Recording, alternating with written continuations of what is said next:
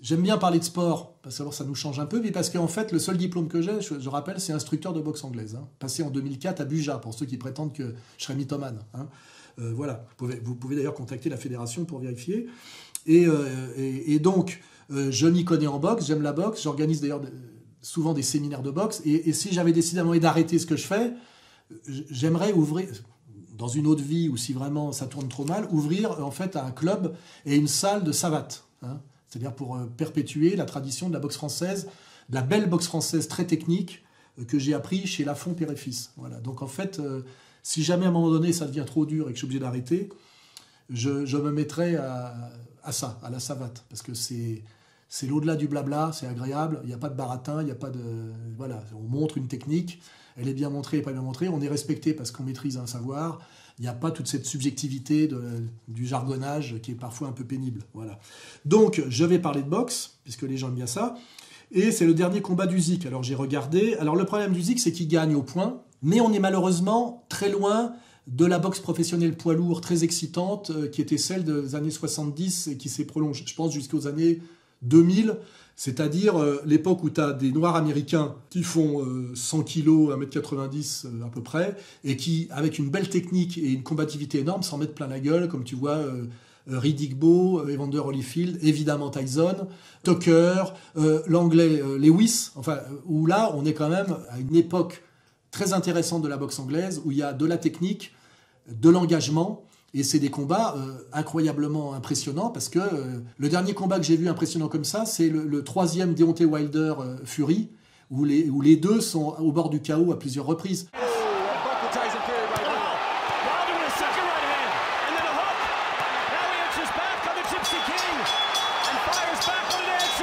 Mais là, avec Usyk, je suis désolé, c'est un très grand boxeur dans le style amateur pays de l'Est. Il a un bras avant superbe, il bouge bien, donc il gagne au point, mais on voit qu'il n'a même pas la capacité de mettre KO un mec de 100 kg de niveau mondial en face. Et donc on est dans du combat professionnel, en fait, amateur. Il gagne à la touche parce qu'il est techniquement supérieur. Et on se fait quand même un peu chier, et on sent que c'est pas un vrai poids lourd au sens de l'époque où Ali battait Foreman, où on sent que le mec sur une droite, il te couche, quoi. Et Usyk, c'est je monte, je descends, je danse avec mon bras avant, c'est de la boxe amateur en fait. C'est de la boxe amateur par un poids lourd. Et pourquoi il gagne quand même? Parce qu'en ce moment, dans une période de déclin de la boxe professionnelle, notamment par le déclin de la boxe professionnelle américaine et donc noire américaine.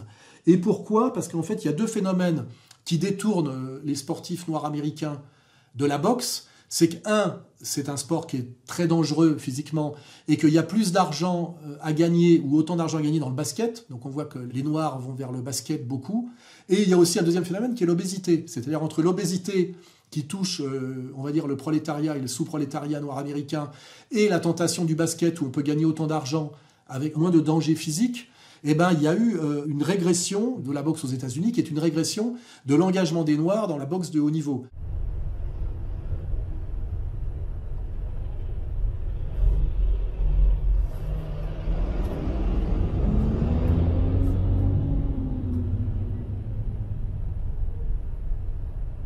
Et c'est d'ailleurs aussi, ça nous amènera au sujet de Canelo. Canelo gagne en ce moment en super moyen au niveau mondial, parce que dans une période de déclin. Je veux dire, même en poids moyen, alors il y a deux choses. Déjà, Canelo, je le trouvais excellent en super welter, et le sommet de sa carrière, c'est quand il bat Golovkin, Triple G, dans le combat revanche. Golovkin, à un moment donné, c'est le poids moyen qu'on peut dire le Hagler blanc, mais je ne sais pas ce qu'il aurait donné face à Hagler à l'époque, c'est déjà une question. Mais quand je vois les derniers combats de Canelo, il gagne jamais avant la limite. Il est de toute façon trop petit et je dirais trop musclé pour être puncher, donc c'est un frappeur, mais c'est un frappeur qui ne gagne plus avant la limite. Et le dernier combat, il se bat quand même contre un type qui vient de deux catégories inférieures, et on sait dès le départ que l'autre n'a pas la puissance pour le mettre en danger. Donc l'autre, il danse et il évite le chaos, il va une fois au sol et même pas deux fois, et Canelo, bien qu'il marche sur lui et qu'il domine, tous les crochets droits qu'il met, il les met dans l'épaule, c'est-à-dire qu'il n'arrive même pas, comme il est petit et de plus en plus musclé et trapu, finalement, il gagne par la pression psychologique, par le fait qu'il a une frappe supérieure. Mais moi, je me demande, d'abord, le combat n'est pas très excitant parce qu'en fait, il n'y a pas de moment décisif, comme à l'époque où un Hearns montait sur le ring pour mettre KO l'adversaire, quitte même à se faire mettre KO par un contre. Leonard knows he has him. Now Hearns is fighting back. Hearns got in two beautiful shots. Another one, a little low. Leonard kicks coming up.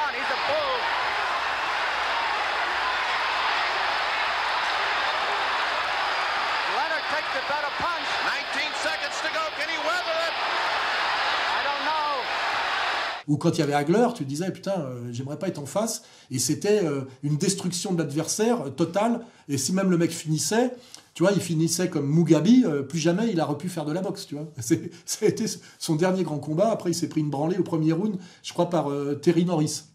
Je connais bien la boxe, tout ça c'est de mémoire. Après je peux me tromper un peu, mais c'est ça. Et en fait, je pense que Canelo, il n'est pas du tout au niveau, même si on parle de moyen, mais même en super moyen, il n'aurait pas dominé un Hearns, je pense. Il n'aurait pas dominé encore moins un Hagler, qui est en plus un mec qui est indestructible. Voilà.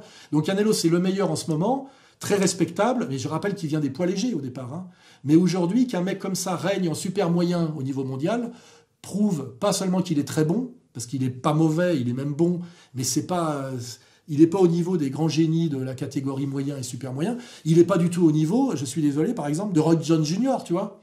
Roy Jones Jr.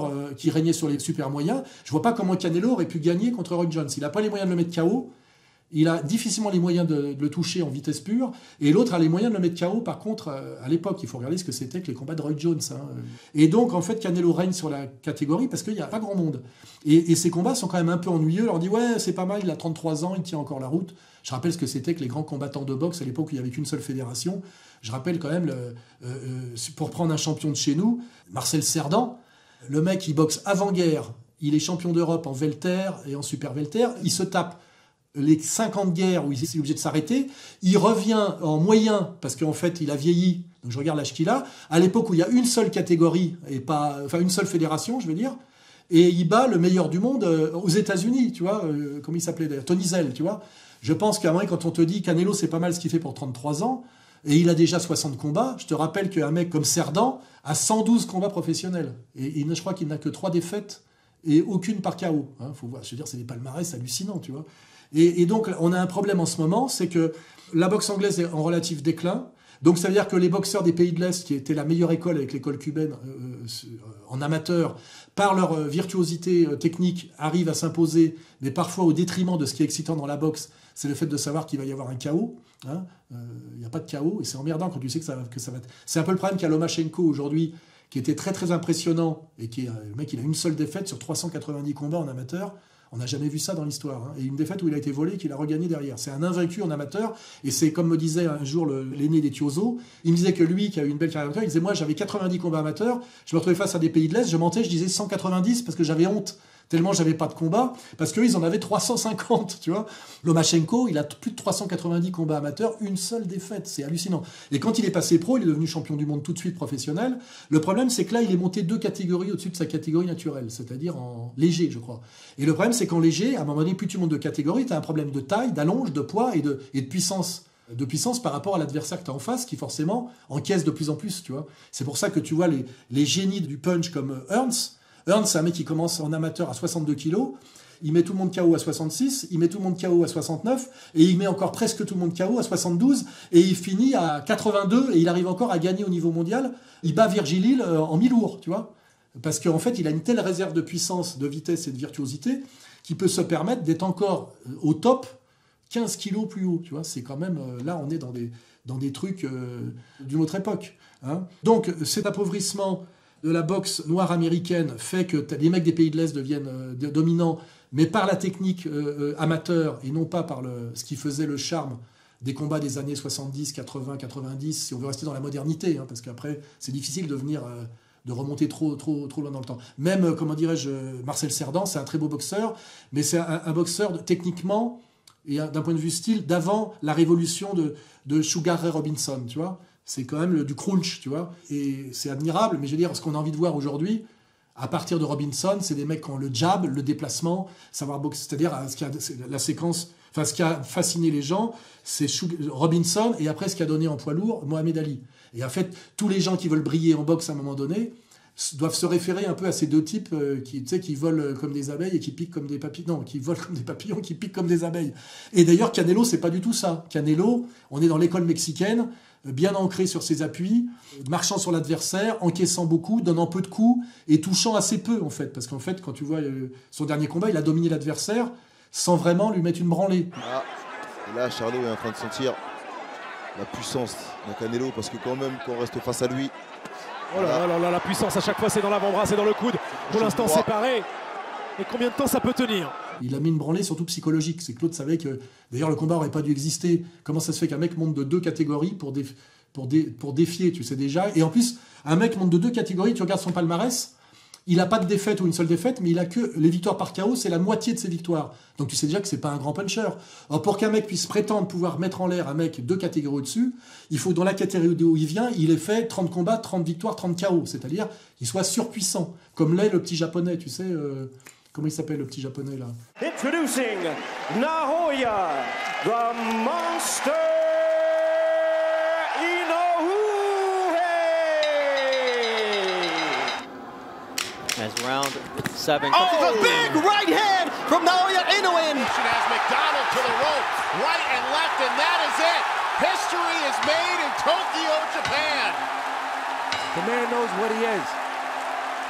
Alors lui, il a une puissance qui fait qu'il pourrait essayer de monter de 2 catégories pour aller à défier un jour les légers. Parce que malheureusement, il y a dans les catégories, je sais pas quoi, paille, plume, tu vois, qui sont géniales, mais c'est tellement léger que ça intéresse que les Asiatiques, parce que quelque part, tu as du mal à t'identifier un mec qui fait moins de 60 kilos, tu vois.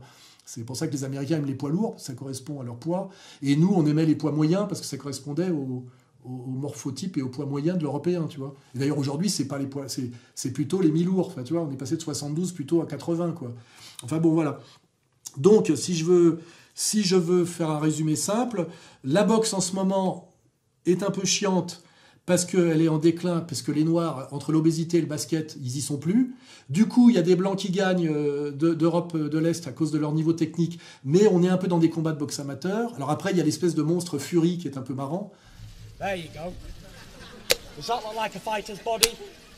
Clearly not. La boxe anglaise a tendance à aller vers un peu le spectacle, à servir de faire valoir au MMA. Et je le dis aussi pourquoi faire valoir au MMA, parce que le MMA, aujourd'hui, on pensait que ça allait progresser de manière continue.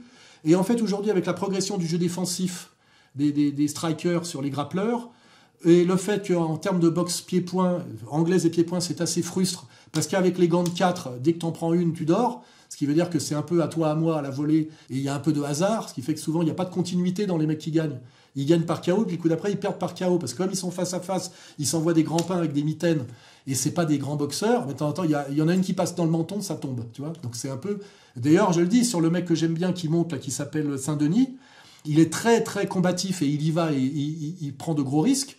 Il n'est pas à l'abri, lui, de se prendre un crochet à la volée, et de dormir. On l'a vérifié, d'ailleurs, avec le mec qui vient du Glory, là, comment il s'appelle Doumbé. Ouais, Doumbé, qui est marrant, qui a une grande gueule. Moi, j'ai regardé son parcours, je le connais parce que je suis pote avec Congolo, et Congolo l'a battu 2 fois au Glory. En boxe pied-point avec des gants, on va dire, de combat, il mettait pas tout le monde KO. Hein. Alors que là, effectivement, avec des gants de 4, il a touché avec un crochet, l'autre, il a dormi tout de suite. Catégorie welterweight, moins de 77 kg, allez, c'est parti. Allez, tentative de high kick tout de suite. Et... Oh, il a éteint une seconde. Ça veut dire que si tu prends des champions d'anglaise, ou même de pied-point, mais qui ont une bonne anglaise, et que tu passes de gants d'anglaise à des mitaines de 4, effectivement, ça fait du dégât. Et c'est d'ailleurs comme ça que McGregor a découvert qu'il pouvait être doué pour la boxe anglaise, parce qu'il avait une qualité, d'ailleurs il n'en avait qu'une seule, il avait un très bon crochet gauche. En fait, tout le reste, c'était de la frime. Hein. Au sol, il valait pas grand-chose, pas beaucoup de cardio, et des victoires souvent un peu... tu sais, parce qu'il impressionnait l'adversaire, tu vois. Mais en fait, très rapidement, il a été ramené à sa réalité. Hein. C'est que c'est pas un boxeur d'anglaise.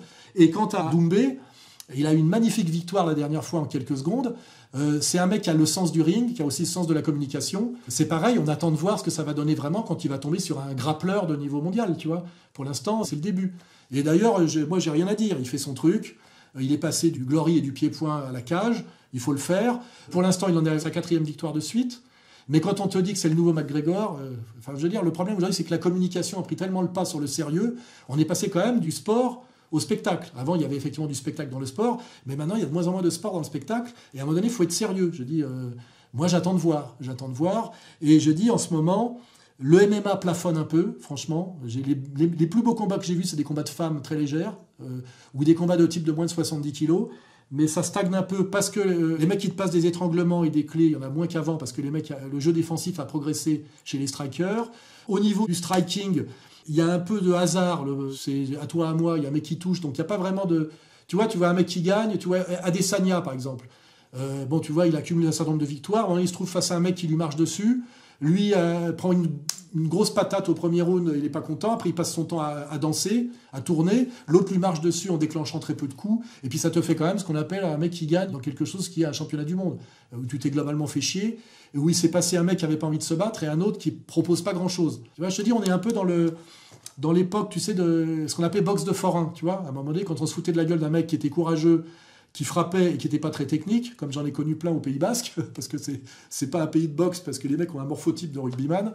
Et on disait, ouais, c'est boxe de forain. Le mec, il a du cœur, il encaisse, il arrête tous les coups avec le nez, mais c'est pas mal, mais il sera jamais champion. Tu vois, jamais champion. Il faut quand même, voilà, il faut d'autres qualités.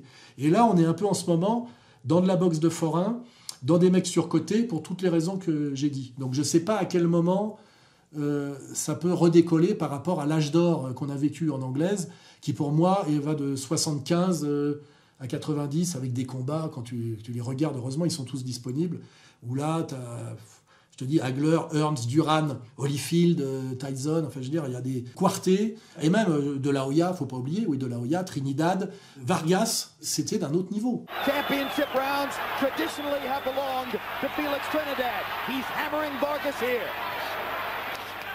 Oh, that left hook to the body by Trinidad. Another left to the body by Vargas. And that backs Trinidad up momentarily. That's what you want, Trinidad. You want to back him away. Make Another him back left to up. the body by Make him Vargas. back up. And another left to the body by Vargas. He stops Trinidad's momentum by raking Trinidad to the ribs. Right here, it's toughness of Vargas against the skill and punching power. He want to mix it up, Vargas does. Trinidad. He's smiling. He's like, I'm going to keep it up. This is the strength of both fighters going at each other. This was Vargas' promise. I'm not going to back away. I'm not the kind of fighter who'll run. I'll stand with him. I'll trade with him. I'll stay with him all the way. That's what Vargas does as he comes down the stretch in round 9. Alors soit, tu sais, c'est les vieux cons qui disent c'était mieux avant, soit, alors là, je vous demande dans vos commentaires, je crois vraiment que je vous le dis, en 85, Canelo ne serait pas Canelo, et Usyk ne serait pas Usyk, ni l'un ni l'autre ne serait au sommet de la hiérarchie. Voilà. Parce que Usyk, on dirait, manque de frappe, tu vois, manque de frappe, quoi, tu vois, manque de punch, tu vois. Et puis en plus... manque aussi d'envergure physique, parce qu'aujourd'hui, c'est pareil, les poids lourds, à l'époque, c'était 1m90, 100 kg. Aujourd'hui, c'est 2 mètres, 110 kg. Hein. C'est ça le standard. C'est pour ça qu'il faudrait presque créer... Parce que l'histoire de la boxe, c'est au début, il n'y a pas de catégorie. Après, il y a 3 légers, moyens, lourds. Puis à un moment donné, plus ça progresse, plus on a des sous-catégories, parce que c'est trop. Et aujourd'hui, en réalité, tes poids lourds en professionnel, à partir de... Je ne veux pas dire de conneries, je ne sais pas si c'est 88 kg ou un truc comme ça. C'est ce qui fait d'ailleurs que notre tocard national, qui s'appelle... Tony Yoka peut un peu exister parce qu'il fait quand même 2m2, 115 kg, tu vois. Mais je veux dire, c'est sa seule qualité, il n'en a aucune autre, tu vois. Et le problème, c'est que Fury fait 2m6, 130 kg, et tous les mecs aujourd'hui qui tiennent un peu le haut du pavé, à part justement Usyk, dont l'anglais d'ailleurs que Usyk a battu, qui est pareil, c'est un mec qui fait plus de 2 mètres, plus de 110 kg, donc effectivement, quand ça touche, ça fait mal. Mais c'est très frustre. Et d'ailleurs, c'est des mecs qui sont, quand ils mettent pas KO dans les 2-3 premiers rounds et que des mecs leur contestent leur boxe, et d'un seul coup, tu vois qu'ils doutent et ils perdent. Tu vois, c'est ce qui est arrivé à l'anglais, là, j'ai oublié son nom, qui a perdu plusieurs combats, qui n'étaient pas prévus, qui étaient étonnants. Et le seul, d'ailleurs, que je respecte intégralement toujours, c'est Deontay Wilder, parce que même s'il a perdu face à Fury, je veux dire, c'est quand même un puncher hors pair, et c'est un gros encaisseur, parce que, je veux dire, il y a eu des moments, il est revenu plusieurs fois, après être allé au sol contre un mec qu'on appelle King Kong, là. Et je vois pas pourquoi, d'ailleurs, par exemple, Deontay Wilder ne pourrait pas boxer Usyk, tu vois. Je pense qu'il le battrait. Alors, je sais pas, parce qu'après, c'est le boxing business, les mecs ont été battus, on veut plus trop les revoir, mais je pense que si Deontay Wilder revenait, à part Fury, il battrait, à mon avis, tout le monde. Hein. Et par exemple, Ngannou, tu vois, j'aimerais bien voir Deontay Wilder et Ngannou, pour voir un beau KO, Ngannou se prendre un beau KO, tu vois, par un vrai boxeur, quoi, puncher. Voilà. Mais bon, après, on verra, hein, voilà.